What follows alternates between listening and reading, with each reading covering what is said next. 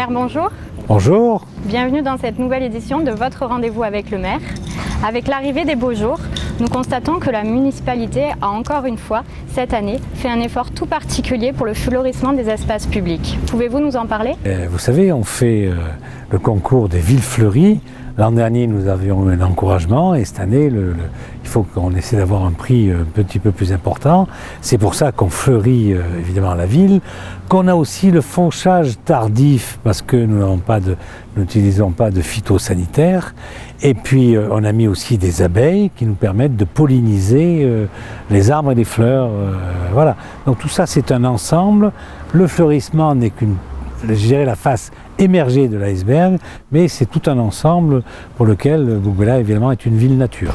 Plusieurs bouquins vous ont sollicité pour le problème récurrent de circulation qu'ils rencontrent au carrefour des Trois Pigeons. Êtes-vous parvenu à trouver une solution ?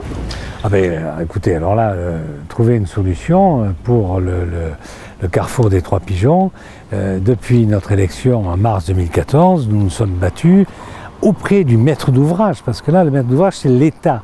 C'est l'autoroute, c'est l'État. Et pour faire en sorte qu'on a, été 2015, nous avons adopté un schéma de principe d'un nouvel échangeur. Et ça y est, au miracle, les travaux sont partis. Il y a quelques 3-4 semaines, ils sont partis et ça va se faire en deux étapes. Premier, où on va avoir un feu adaptatif pour la sortie de l'Huisne en provenance de Marseille sur la 51, et puis un autre feu à la sortie Bougbellar, et puis d'ici 2 ans, nous aurons l'intégralité avec un carrefour à feu qui va remplacer le giratoire actuel, un shunt sur l'arrivée du cimetière, la nécropole militaire en direction de Marseille, et un autre shunt pour sortir en provenance du nord pour aller sur l'aréna et le pôle d'activité d'Aix-en-Provence. Durant la campagne de 2014, vous vous étiez engagé à créer une fête de village. Nous avons découvert dans les dernières éditions que ce projet allait enfin prendre vie cet été. Pouvez-vous nous en dire plus ? C'est exact, la première fête de village aura lieu donc cet été avec un thème particulier. Tous les ans, nous changerons de thème.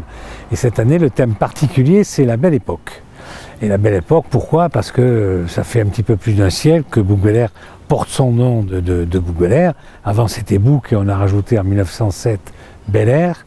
Et donc, notre idée a été de dire, un siècle après, on reprend cette période-là et il y aura le vendredi soir un dîner-spectacle et puis le samedi et le dimanche, il y aura des animations moultes et variées, très festives, où je pense que les bouquins viendront, puisque c'est pour nous quelque chose d'important. C'est en fait le patrimoine, c'est notre histoire, c'est comme ça qu'il faut voir les choses, c'est nos racines, et même si on est transplanté ou réimplanté à Bougbellar, je pense qu'il faut se réenraciner, et ça fait partie de ça. D'autres festivités vont avoir lieu dans les prochaines semaines à Bougbellar. Pouvez-vous nous en donner un avant-goût ? Écoutez, d'abord il y a le festival d'orgue qui aura lieu de mémoire, je crois, le 9 et 16 juin. Et puis aussi la fête de la musique, il y aura de l'orgue, mais il y aura aussi la fête de la musique ici même sur la place de l'hôtel de ville. Et puis vous aurez les rendez-vous musicaux dernière semaine de juin chez Albertas avec 2 concerts magnifiques. Et puis vous aurez le 1er et le 2 juillet le Pays d'Aix Autoclassique, les voitures anciennes qui seront exposées, qu'on a maintenant depuis c'est la 3e édition. Et puis après vous aurez la fête votive fin juillet et puis la fête au village fin août. Voilà. Très bien. Merci beaucoup. Je vous en prie. À bientôt. Au revoir.